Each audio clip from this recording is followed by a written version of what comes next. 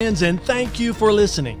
I'm Scott Sullivan, Discipleship Catalyst with the Georgia Baptist Mission Board, and our team exists to strengthen Georgia Baptist churches in the area of discipleship. We've developed 3 tools just for you.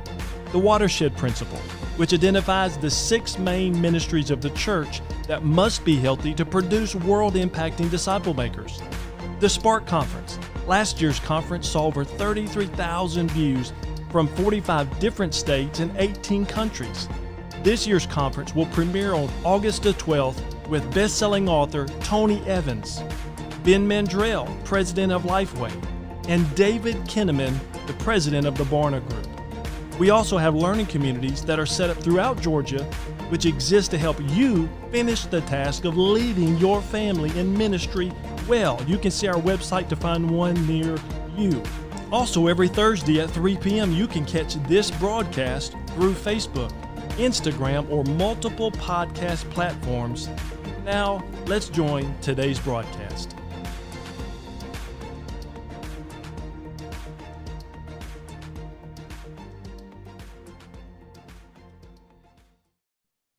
Hey everyone, welcome to the broadcast today. We are talking bivocational pastors, and we're specifically looking at that Easter guest follow-up, kind of just part of what we're talking about leading up to Easter Sunday and wanting to help our tribe think through what Easter is going to look like. And so obviously we're still in the middle of a pandemic and we still have things going on, and it's sometimes hard to refire some of those engines or things that you've been thinking because you're just so ready for Sunday to just even happen that we're not thinking, okay, what do we do if a guest shows up on Sunday? And as a bivocational pastor, there's some uniqueness to that we're going to unpack. So we have Dr. Marcus Glass here in Albany, Georgia, and he is at New Seasons Church and doing it over there. Great bivocational pastor. Marcus, thanks for coming on today. Thanks for having me. Looking forward to it. Yeah, and Matthew Gibbs, who is our East Central consultant, is also wearing many hats. Maybe of many colors. I don't know. We can dive into that. But so he serves there at Second Warner Robins on staff and also is on our team. And so, guys, let's dive right into it. Let's talk about things that we've learned through guest follow-up. You know, this thing doesn't just automatically happen. You know, we have to have an intentional plan. And Marcus, this is really specifically for you because when we had you on last time, you just talked about the intentionality of what you do almost every day when you wake up as a bivocational pastor is just, it's infectious, and it was just really awesome to hear how you do that. So tell us about your intentional plan for guest follow-up.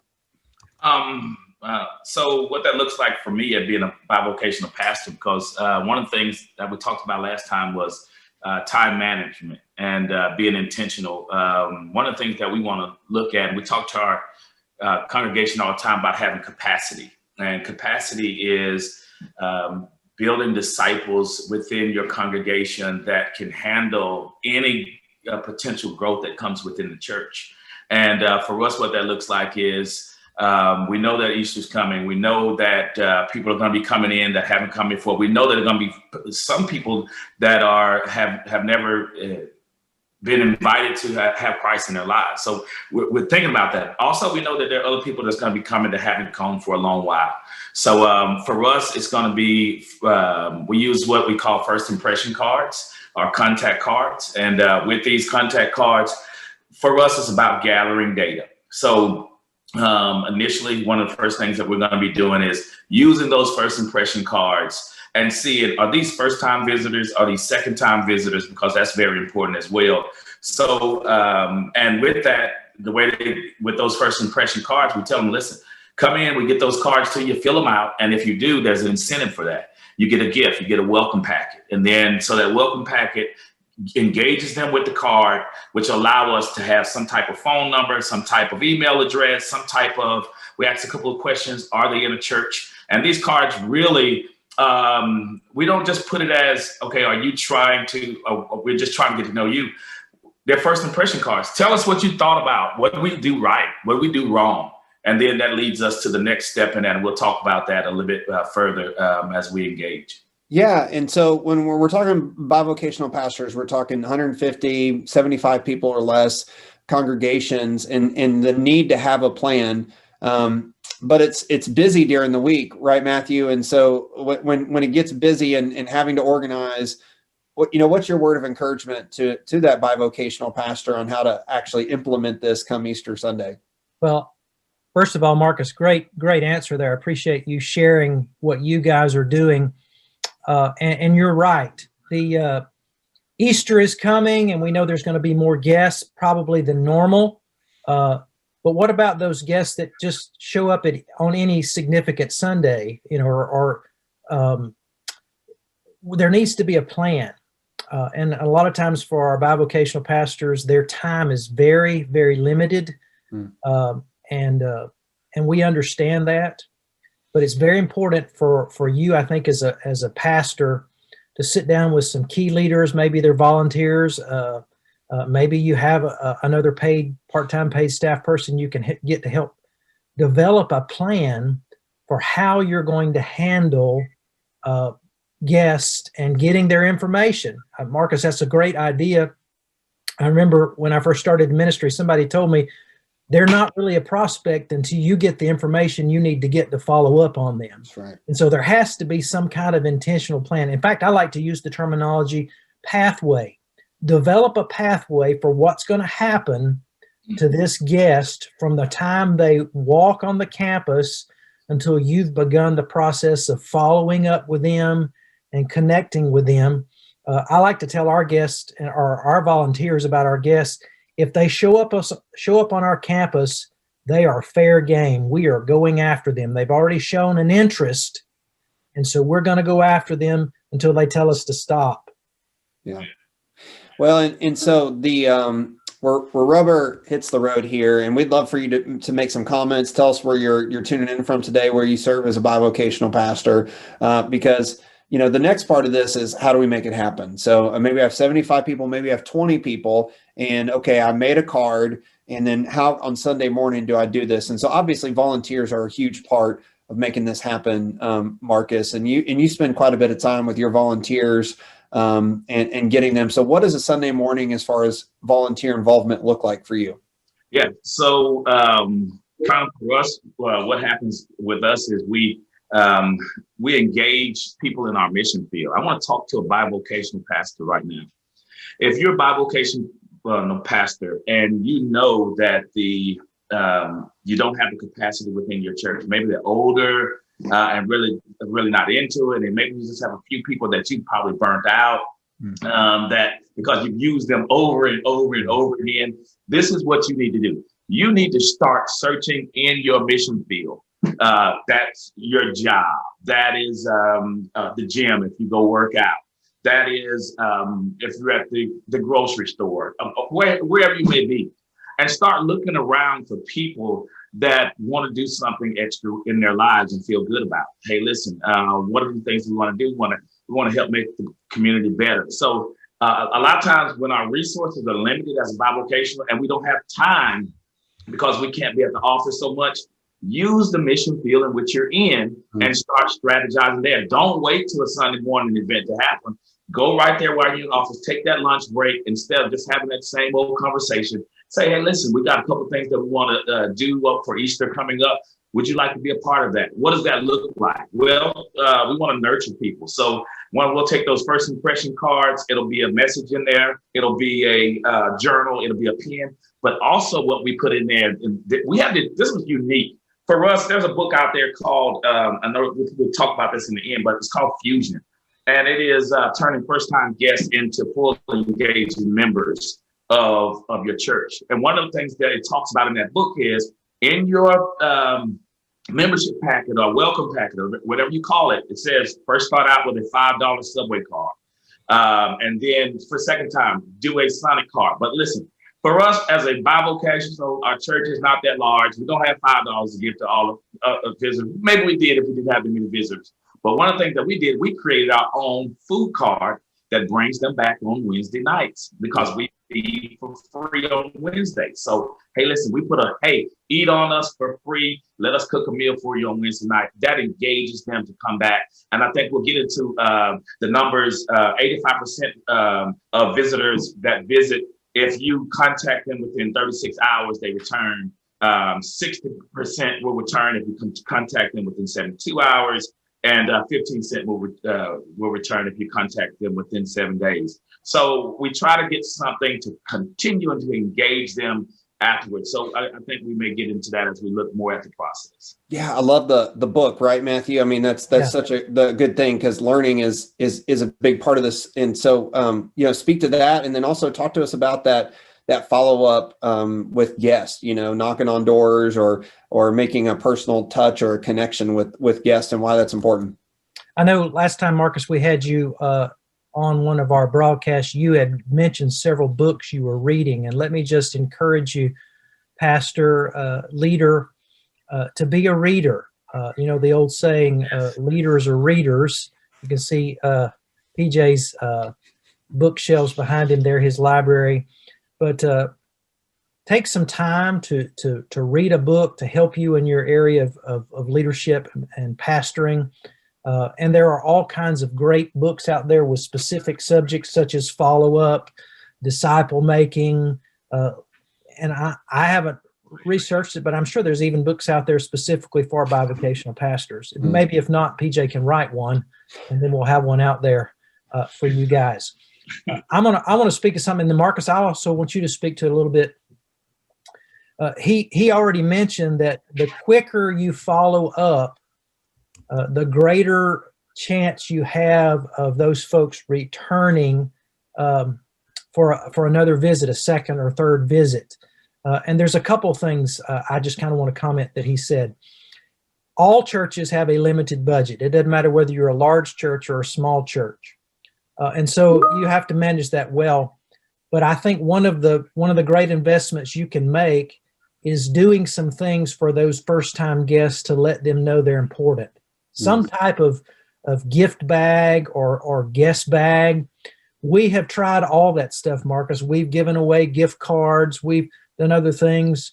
And we finally kind of settled on a little gift bag that has a little small mug in it, kind of a Yeti type mug. It's not a Yeti, but it's that type mug. It has our church logo on it. Yes. There's some information about the church. There's a brochure that we had put together that gives just general information about the church. It also points them back to our church website.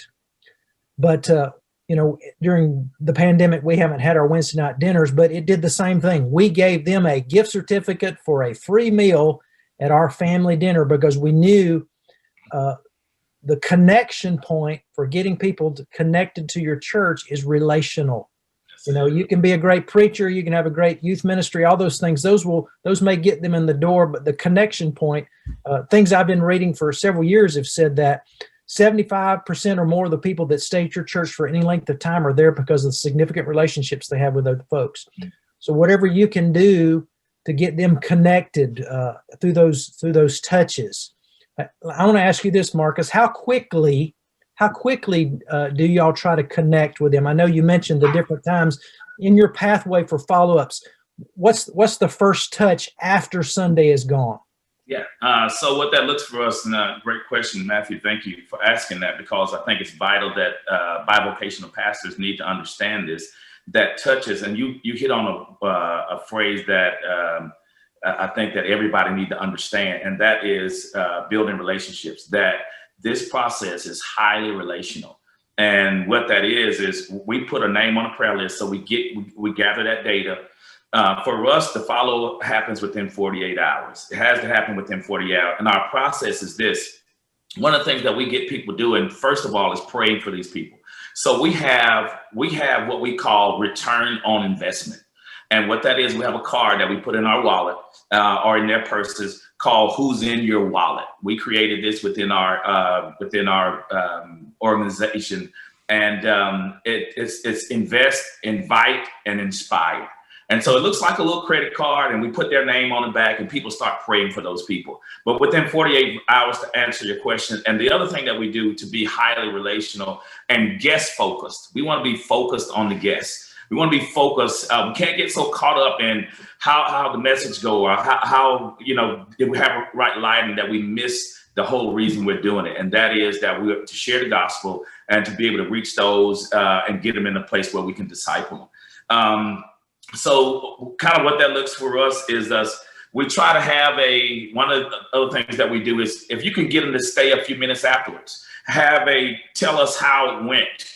They'll set up where maybe some coffee or some light snacks, and then let them say, what did we do right? What did we do wrong? Because what that says is we're trying to develop a worship that is conducive, not for the people that we have, because we don't want to be keepers of the aquarium. We want to be fishers of men.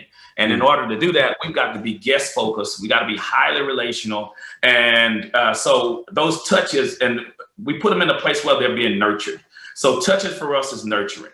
Put them on the prayer list, or invest, invite to inspire. And then they'll get a call from me.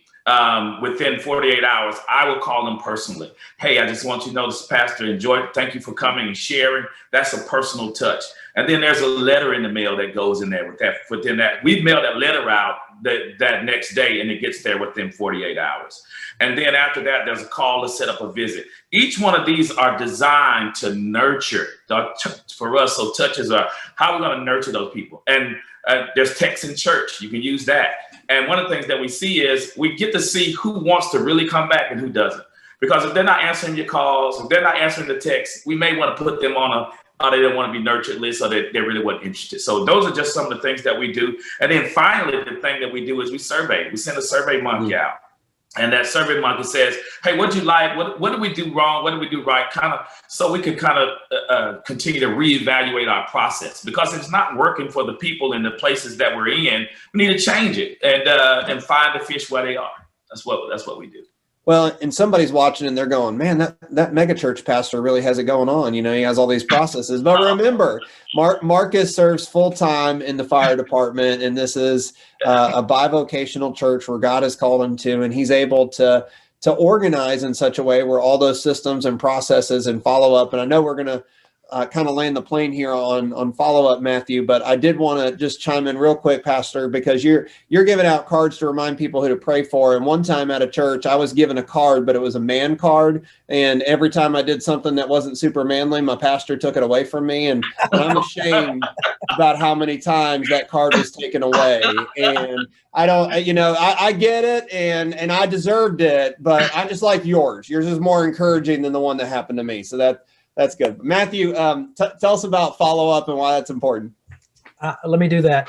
Hey, Marcus, I want to comment on something you said. And bivocational pastor, if you're watching this, I don't know if you picked up on it, but Marcus has a pretty good a pretty good idea of the culture of his church, and he has adapted his follow-up plan or his follow-up process to line up with the culture of his church. And you can do the same thing. One of the things you can begin to do is maybe sit down with a key couple of leaders, deacons, and talk about what would be effective in the culture of your church.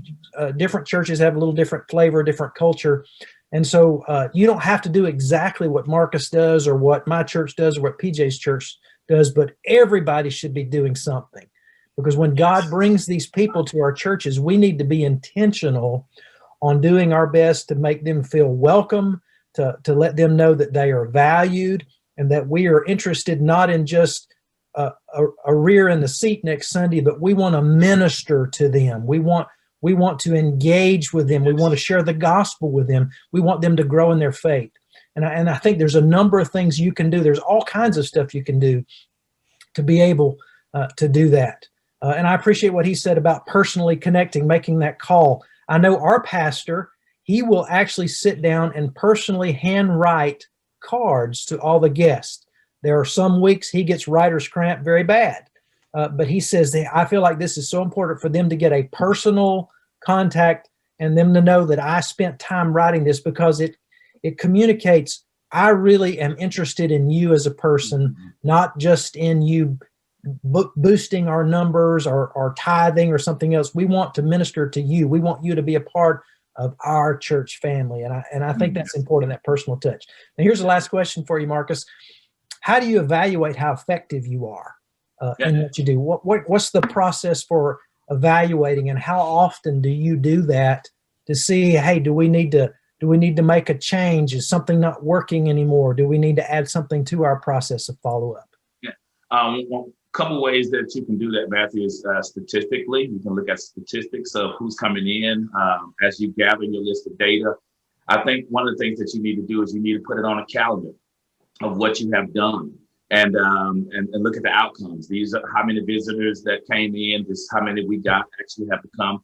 But one of the other things that we do that I think that is out of the box is we look at those that are engaged in our people, because we know that relationships are important. How enthused are they with it? Because what you do, your system is going to be just as good as the people that are working that system.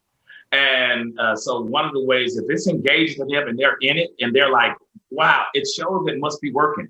Because one of the things that's very intoxicating is being able to win over, to share your faith, also to be able to see the effectiveness of that, just not from those that we're reaching, but the effectiveness of those that are actually doing. So again, guest surveys, Survey Monkeys are good to use. I want to share one other thing real quickly that we used one time before. As you said, you have to know the culture of your church. It worked in some churches that I've done. I've actually done seminars on it. We call it Project Grow. And Project Grow is GROW, God rewards our work. So this is for you, bivocational pastor, that really you don't want to burn your resources out and you want to use what you have. We put them on grow teams, GROW. And so Team G, it's your week to do visitors.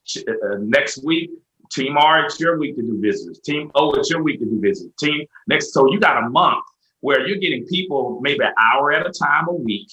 They may be spend writing, they may be sending letters out, or they may be calling. Or they may do what we call, if they're really nurturing the person, we get what they call set up front porch conversation. Let's have a front porch conversation where we're coming to your house, sitting on your front porch, and just talking about how we can better serve you. So those are some of the things they're called grow teams. You want more information about it, get in touch with PJ or Matthew, and we'll do what we can to help nurture you with that. I am a bivocational pastor, but through the grace of God and through time management, we make it work. So I want to pray for each and every one of you that are bivocational. You can do this. This is something that's doable. Don't discount yourself because of limited resources. If I can do it, I'm no better than you, and I know you can do it too. I'm looking forward to hearing the successes that you'll have in the comments about what works for you, and let's stay engaged and stay in touch. Man, I feel like I could join you on one of your workouts that you do right now. I'm so fired up. I'm probably not gonna. I'll sponsor you to do that, but I feel like I could do one. I'm so fired up right now. So, yes, Dr. Marcus Glass, man, thank you for your time. Thank you for your just incredibly wise words. And Matthew Gibbs, crushing it over there in the East Central. Man, if there's anything we can do as discipleship consultants to help you as a bivocational pastor, we're in every region. As a resource, all you need to do is just reach out, and we'll reach out and try to get ahead of you too. Just put it in the comments there. Anything like that.